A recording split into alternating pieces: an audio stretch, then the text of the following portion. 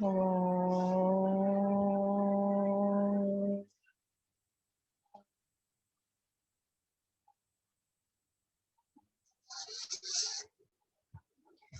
Om Shri Ganeshaya Namaha. Om Shri Saraswati Namaha. Om Shri Gurubhyo Namaha. So we are still on chapter 3. So today we'll take up two or three topics. Let's see how much we can complete. So the first topic is, we are taking from shlok number actually 32, 33, 34, 35, all those shlok numbers. So now, what are the important factors for success in any work? What are the important factors?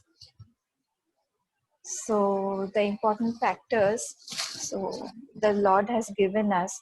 So I am trying to make it more palatable by making it seem okay for the projects or material world also, apart from our sadhana.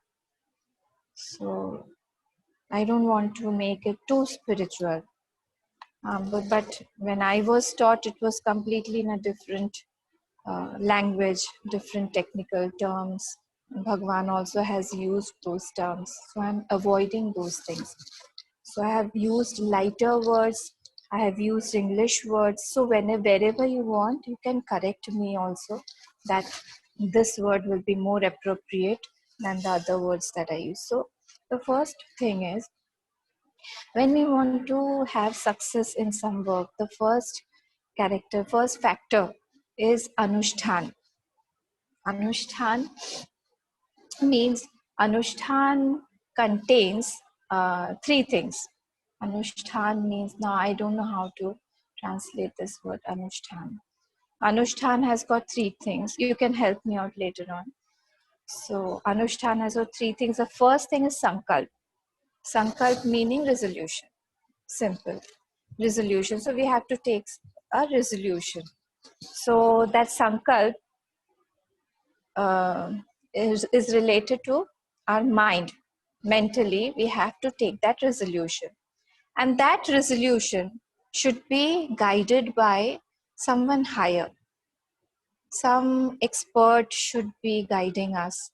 Then that resolution will fructify in a better way, in a smoother way.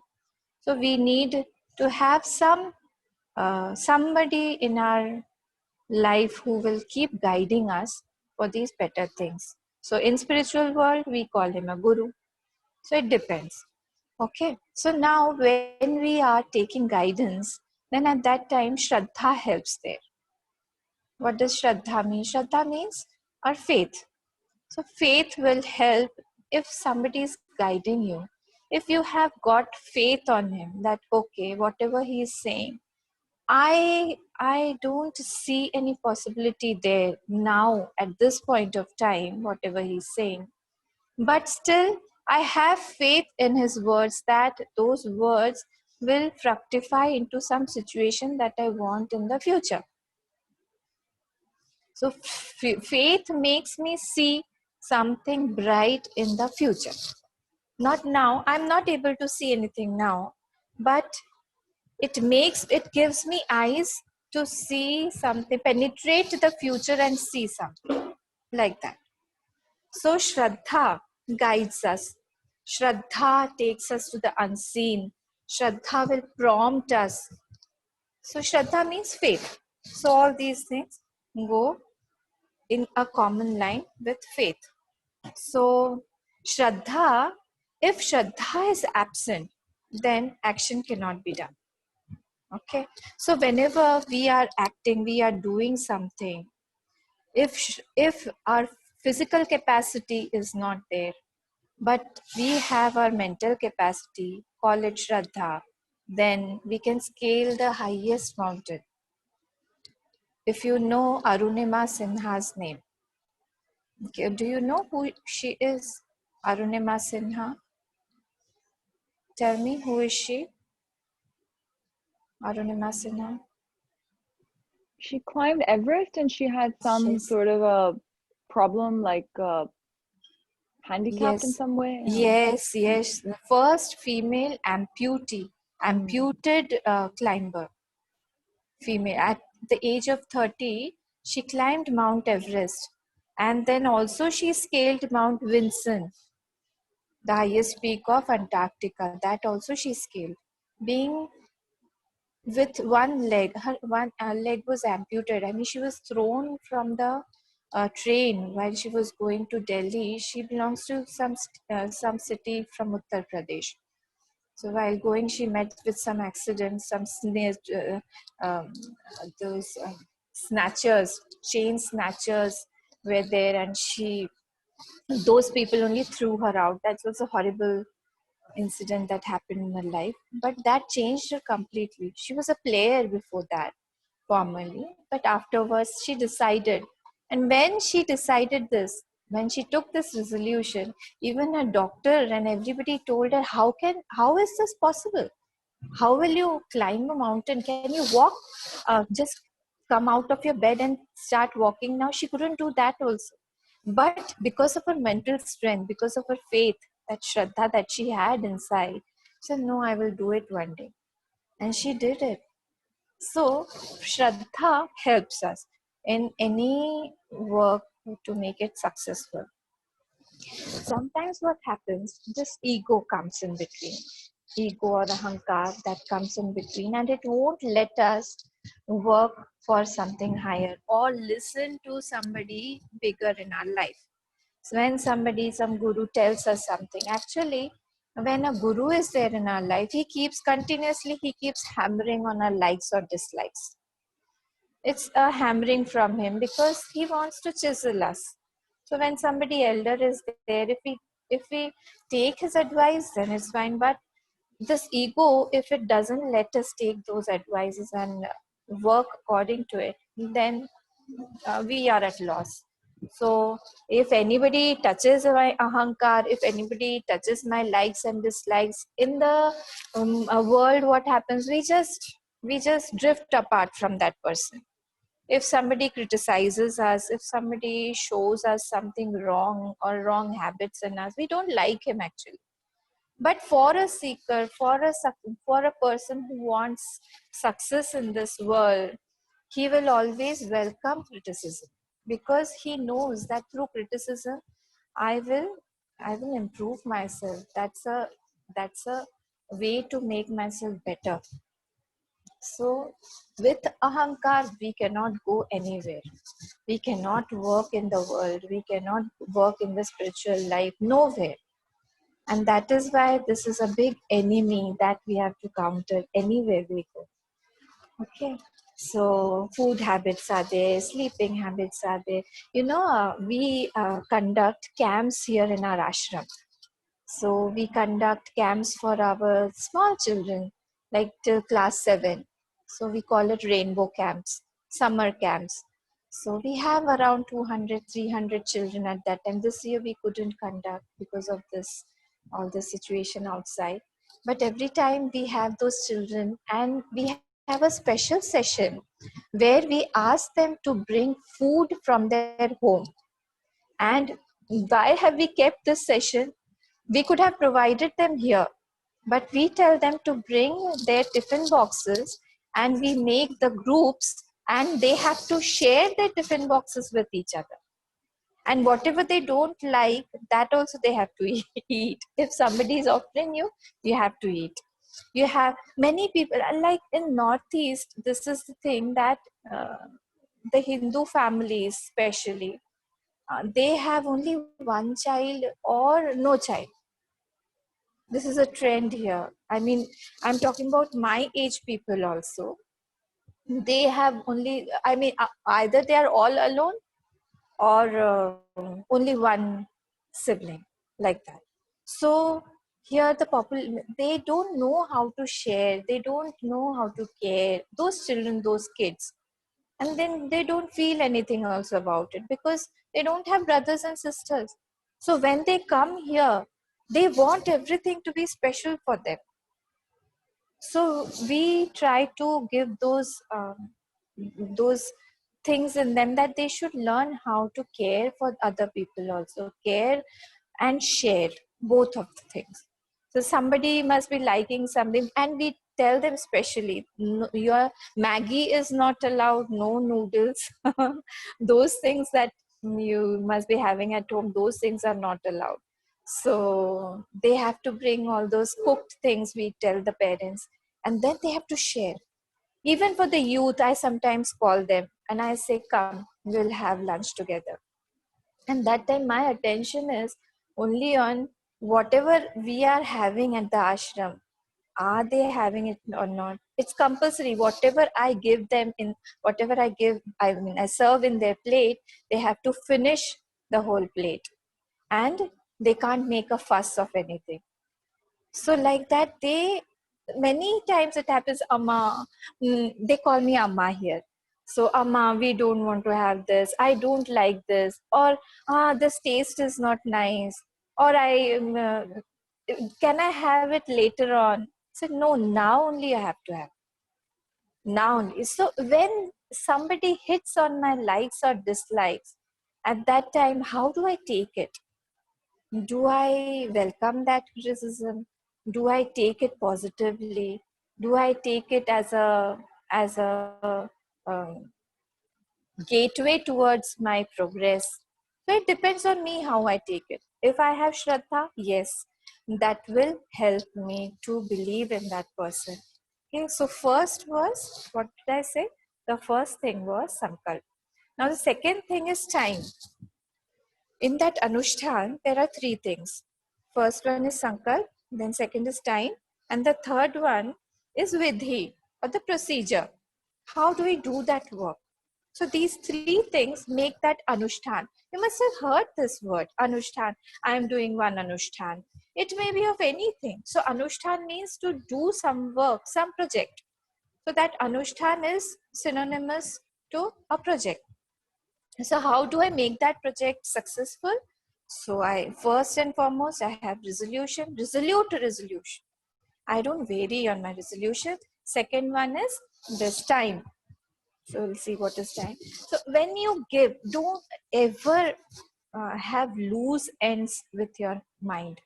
Don't give it a target as to leave it. You have to give it a specific time span, that you have to finish this project in a specific time. Otherwise, what will happen? Well, lethargic mind will take its own toll. It won't listen to us, and even while tackling yourself or others, both the time, both, you have to be very careful when you give it a time span. So and that time span should not be too tight or too loose. That you will know how much time you require. You will know yourself best. So it should not be that your mind is too stressed or uh, too loose or too light, that I can finish, I have one whole week. Whatever you can finish in 1 hour, you should tell your mind to finish it in 40 minutes or 30 minutes, like that. Don't give it more time, because you'll waste your time like that. So time is very important, and when we try to finish that project in that time span, after finishing it, our mental capacity also boosts. We get a boost from inside, that yes, I can do it. Yes, now I can do it. I know I can do it. If anybody tells me also that I can't, I will tell, no, I can finish that work in this time. So time is very important. And the third one is procedure. Procedure means the vidhi at the physical level, how I am doing certain work. I follow a certain mode of life. See, like when the cricketers go for playing and all, they have a match tomorrow. So today they will restrain themselves from going to some party or late nights, all these things.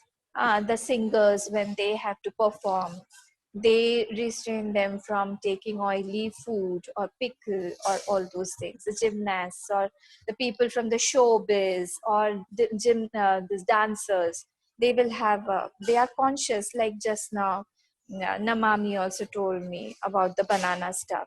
So whenever we are conscious of something, we have a goal in front of us. The procedure that has to be followed also has to be consciously followed. We should be conscious of that procedure also.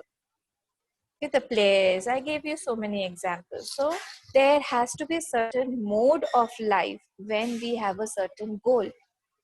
So all these three work together. When I put myself in some time boundary, or I want to complete it in certain time span, so I have to have a certain mode of life. So when these three come together, at that time only I am successful in any work. Bhagavan says this. So there are three C's of success that we saw: peace, last time, of perfection.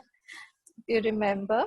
So similarly, there are C's of success. The first one is commitment. The first one is commitment.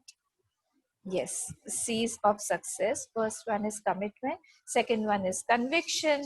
And the third one is continuity. You can match it here with yourself. So commitment means what? Commitment means your commitment is directly proportional to your conviction. Your commitment is directly proportional to your conviction. Conviction, whatever conviction, and how is conviction formed? Conviction is formed by our experiences, by our listening to something, by our reading, by the knowledge that we take inside. It can be satsang, or it can be anywhere from wherever we have gathered that knowledge. But when we have a particular experience, when we apply that knowledge, and that time our conviction is formed. If I apply that knowledge and my conviction is broken, then that conviction is replaced. So I work with my convictions only. So if I know my conviction is that if I suppose, if I get up early in the morning, I'll be healthy, I won't have headaches. Generally with me that when I used to get up around at 6:30 or 7 initially, so I used to get up with a headache. I'm talking about past 15 years. So then I started getting up early. I started sleeping on time, 9:30, maximum 10. I go to bed, and then I get up early, very early, because this is northeast. So here the sun rises at 3:30 a.m. So early. Can you imagine 3:30? And my room is on the eastern side of the ashram. So you directly see the sun. So it's early mornings. Now that headache is. So my conviction, what is my conviction? That if I don't sleep on time, if I don't give my sleep quota, I don't complete it, then I'll have a headache. So my conviction, whatever my conviction is, that will make me committed. If my conviction, it's directly proportional, commitment is directly proportional to your conviction. So anything is successful when you believe that this is the only life I have. I'm repeating it. I'm repeating it. Anything is successful, or you are successful, only when you believe that this is the only life we have. Then only will work, then only will be serious, then only we will be committed. We don't have another life to go again. We don't know. I don't know whether next time I'll be a human being, or a dog, or a fish, or in some other lok. I don't know. I don't know about my past, what bags, what storage of punya or pap I have. So this is the only life I have to work now. When this conviction is strong, I'll work. So the conviction is built more by surrender and faith. Both these things are there. So when I'm convinced of anything, then I work for that. like I am, youngsters are there in my ashram, they come here. They are convinced that they have to work at night.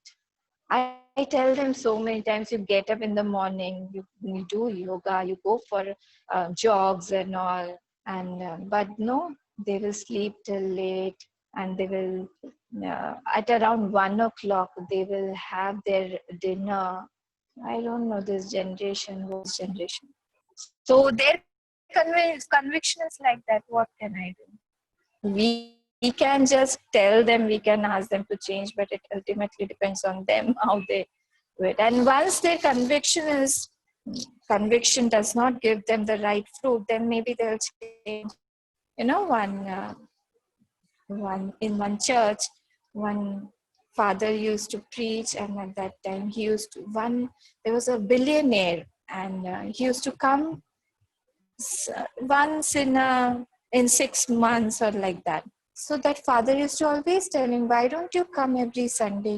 You should come every Sunday for the service. So he said, no, I'm very busy. I don't have time at all. So suddenly, after a year, he started coming regularly every week. So now the father asked him, what happened? You're coming. I'm very happy that you're coming regularly. What happened? So he said, no, I have been detected by a disease. He named some disease, and that is why I come. We shouldn't wait for that time for us to come. So better we continue and change our convictions before time, before we have got time. And third one is continuity. Continuity means what? In the long term, any good fruit takes time to grow. So in the long, I am I'm not leaving it in between. You have to continue walking.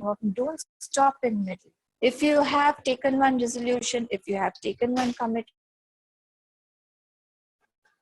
we have to follow that. We have to continue that thing. Okay, like when we went for Kailash. So there the second day, the Dolmala Pass is at around 19,500 feet, something like that, 20,000.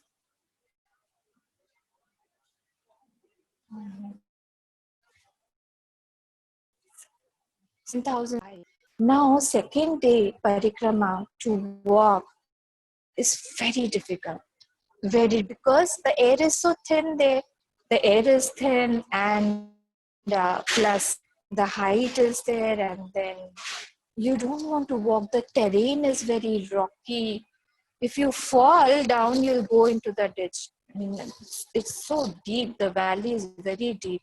So you have to be careful also. At that time, you feel very sleepy. You feel very, very sleepy. So you want to uh, sit down there. Um, you want to lie down.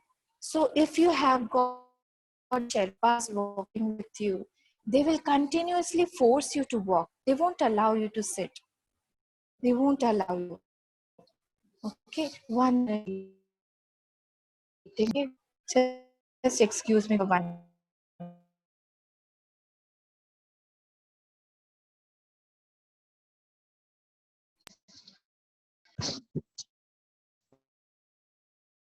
Okay, so at that time, those Sherpas won't.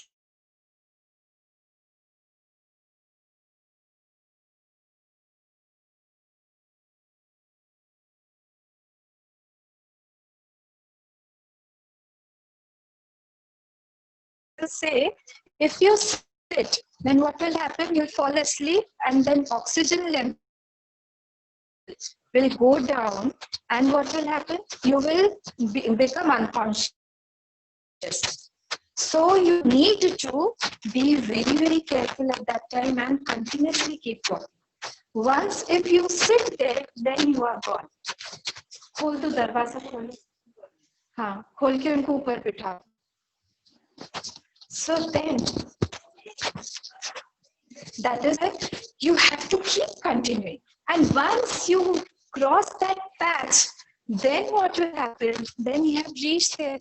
So you can finish that thing. But yes, I'm coming. Can you hear me? We can hear you, but your video is frozen. But you can turn it off or on if your internet's not stable. We can hear you though. Now it's fine? Now, yeah. Your video is not there, but your audio is there. So now what was I saying? Okay. About conviction. So, but you can turn off your video maybe if the internet's unstable. If you keep... No, now it's fine. I am in my area now again. Am I audible and visible? Audible but not visible. What about for everyone else? Is Anya ji audible, visible? Maybe after some time. No, I think audible you are, but not visible. Yeah, you're frozen on the screen. Okay, maybe in some time again. But you can just switch the video off, Ananya ji. Yes, I think that's better. If you switch the video off, then at least the audio becomes clear. That's fine. We'll pay attention from the audio. Okay. So now what happened? If we continue in any area like that, then you will gain strength. Gain strength, you keep walking, that will make you reach somewhere. So we should not be afraid, or we should not be scared of the challenges that are coming in our way. And the higher that we want to go, the challenges will be more. And that is why you must be knowing, we chant Om thrice. Why do we chant Shanti, Shanti, Shanti thrice? Why do we chant Om thrice? Because there are 3 kinds of challenges at 3 levels. Am I audible? Yes, you are. You're audible. Okay. Some people have frozen on my window. Okay. So when 3 types of challenges are Adhi-Daivik, Adhi-Bhautik, and Adhyatmik. Adhi-Bhautik means at the level of physically outside, at the level of 5 elements. Then Adhyatmik means inside. Am I audible?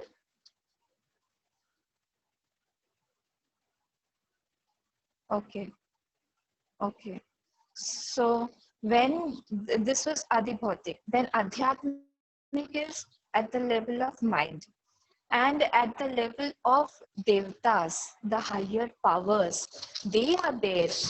Yes, 3 types of challenges: Adhi-Daivik, Adhi-Bhautik, and Adhyatmik. Adhi-Daivik are those challenges, the calamities, like this pandemic. This is Adhi-Daivik, like the flash floods, or the locusts, or the storms. All these are Adhi-Daivik challenges. Okay, Adhyatmik means what? At the level of mind. At the level of mind, I don't feel like doing, or I feel lazy, or I feel it won't reap any fruit. I'm not very positive about it, or negative thoughts are coming in my mind. So those are called Adhyatmik, and Adhi-Bhautik is at the physical level. Physical level, some diseases have occurred, or I'm tired, I don't want to listen. All these things are Adhi-Daivik. So these 3 challenges are always there when we are doing when we are going on for some higher purpose. So from those angles, we need to be we need blessings of elders, we need to be resolute, and also we need to be very, very careful because of those challenges. बैठिए session so continuity, Then 3 C's were commitment and conviction. These 3 C's were there. Okay. Now, one more point is there that we have got a free will. As human beings, we have got free will. Okay. As human beings, we can choose a particular habit or nature to be expressed or not. This is very important, which makes us different from the animals. Free will. Okay. So yeah, because of those three, we chant for the Adhibhautik, for the Adhidevic, and for Adhyatmic levels. At that time, we need them to be quiet. So to quieten those challenges at those 3 levels, we chant Om thrice and we chant Shanti, Shanti, Shanti thrice. So these are the 3 things. Okay. So now, what was I talking about? Free will. So now the free will is that we are free to choose what habit to cultivate, what nature should be there. And if some bad nature is there, or if any nature that is troubling us, we can take it out from our personality. That is our free will. We have that free will in our nature. That is called free will. So it may take, thoughts come in a cycle.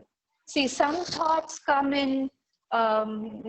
into in a week, they repeat themselves. Some thoughts come again, repeat themselves in a month, or some thoughts repeat themselves in 6 months. But they repeat themselves. That's a habit of our mind. They'll come again. And it is regarding all the thoughts. May it be regarding our anger or jealousy, or regarding any negativity that we have in our personality. So those thoughts repeat. So if we know that in a certain span of time, this thought is again going to repeat, I'll make my mind accept that, and I'll make my mind ready to curb it or nip it in the bud at that time. So if I am ready beforehand, I have equipped myself well. Even before that thought occurs, that yes, this thought, yeah, suppose I have a bad habit of seeing movies regularly. Every week I have to see 3 movies, suppose. And if I want to curb that habit, so one time I thought, okay, now let me tackle this. I have a free will. So I'll tackle it. I will say next week you are going to see only 1 movie. After that, again that thought will recur.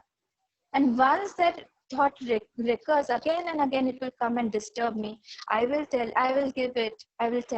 let me know again. Next time, next week, again, you're free to see 1 movie. Not before that. So like that, I have a free will in my hand how to operate my mind better. So that is my sadhana. That should be my sadhana. As a seeker or in the world, wherever I want perfection, I need to use this free will. By knowledge, by devotion, this free will gain strength.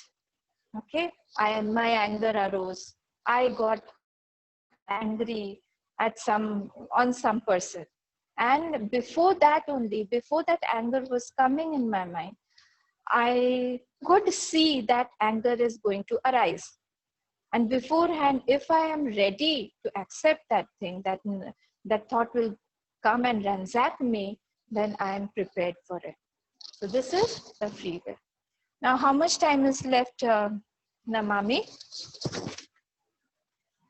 10, 15 minutes. Just about 7 minutes. Because I wanted 7 minutes only. 7, 8 minutes. So yeah. I will just give you, okay, any questions are there? Because I want to take you to another topic called Swadharma. And that will take me another 30 minutes.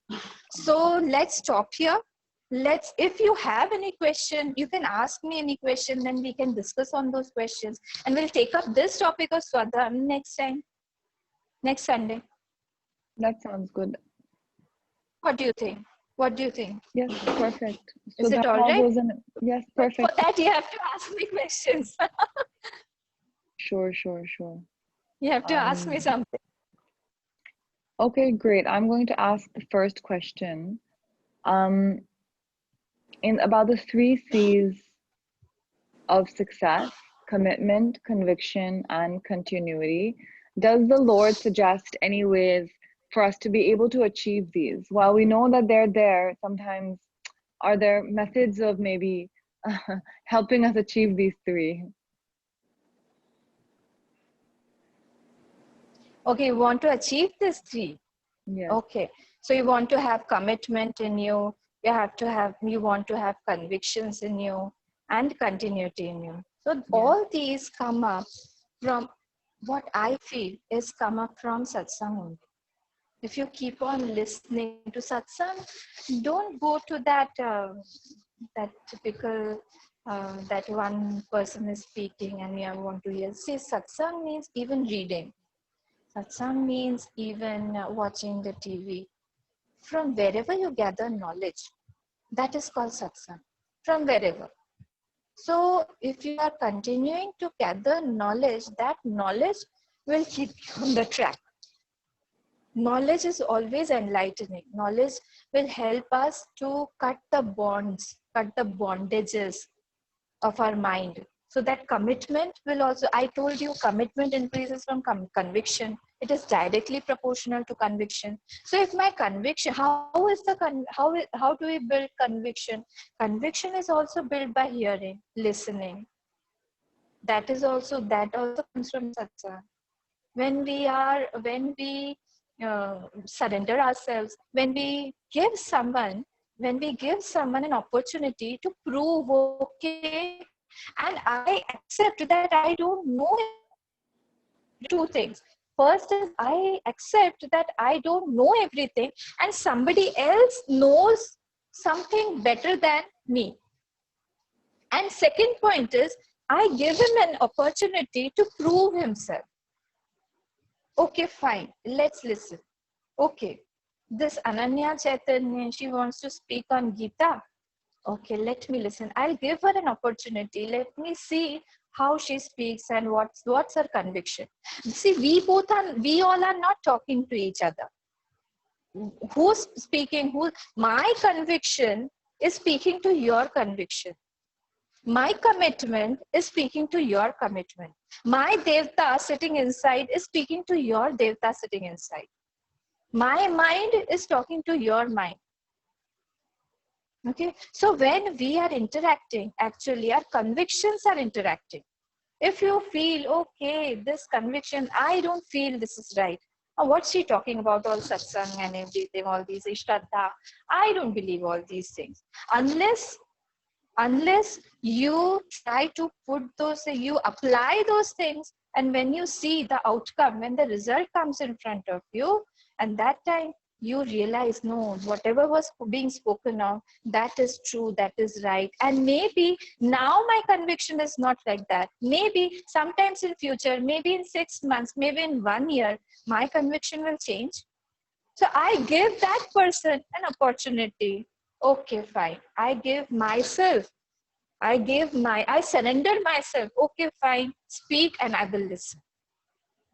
That's satsang. Okay, so when we are in satsang, at that time what happens? Our convictions are changed. It's a conviction changer, nothing else. How does our conviction change? What does a would-be engineer do? What does a would-be chartered accountant do? What does a would-be medical student do? Doctor do? They go to their institutions and they listen. What is that medical? Doctor, that qualification, or a chartered accountant? What is that engineer? That's conviction in him. They are making some conviction there. That institution, any educational institution, is a conviction corrector. Similarly here also, when we are listening, that's a conviction corrector. Maybe somewhere my convictions are wrong. Maybe I need to change them.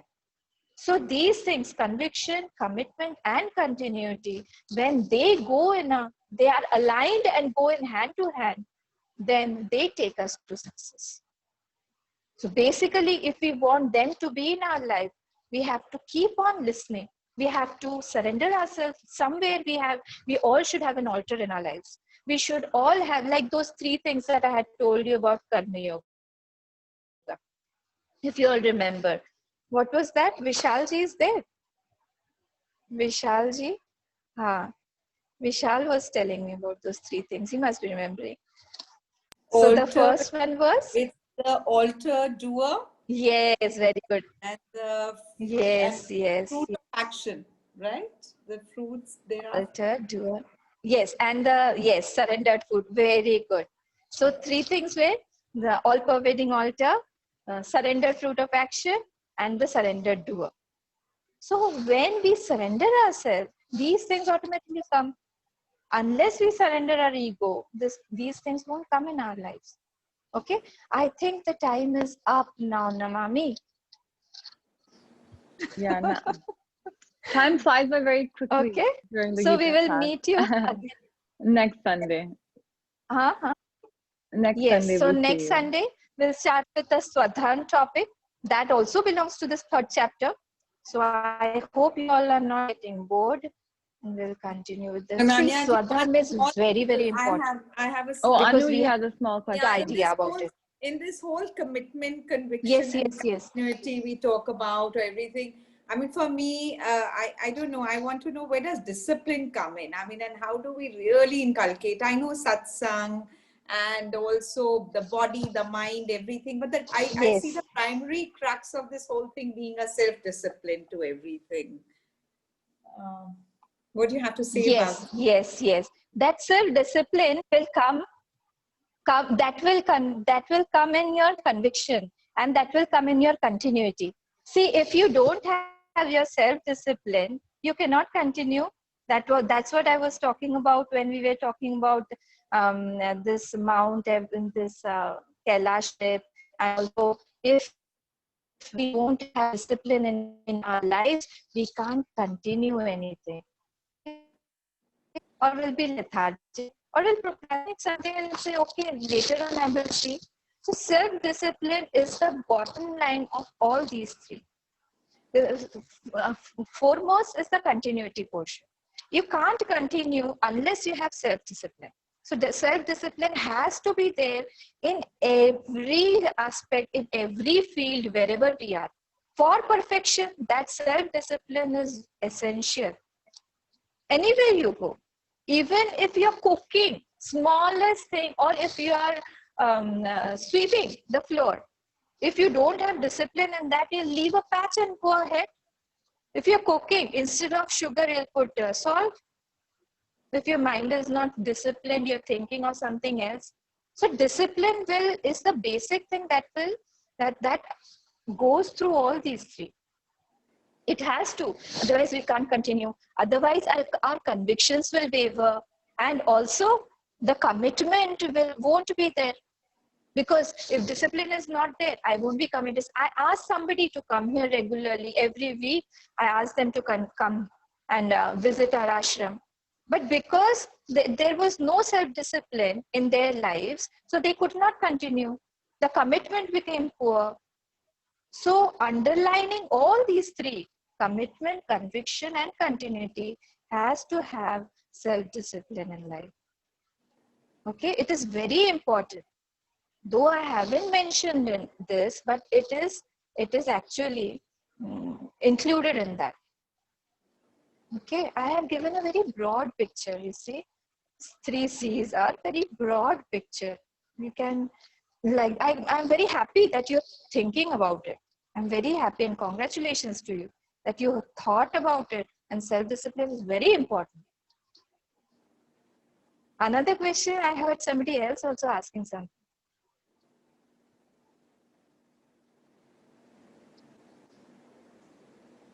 Or time is over? Next time?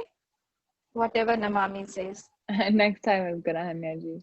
Thank you so much. Okay, okay, okay. Take care, all of you, and we'll see you next time. Hari Om, Thank you bye. everyone. Hari Om. See you next Sunday. Thank you for joining. Thank you. Thank you, Hari Ananyaji, so Om, much. Hari Om. thank you. Thank Hari Om you. Nam.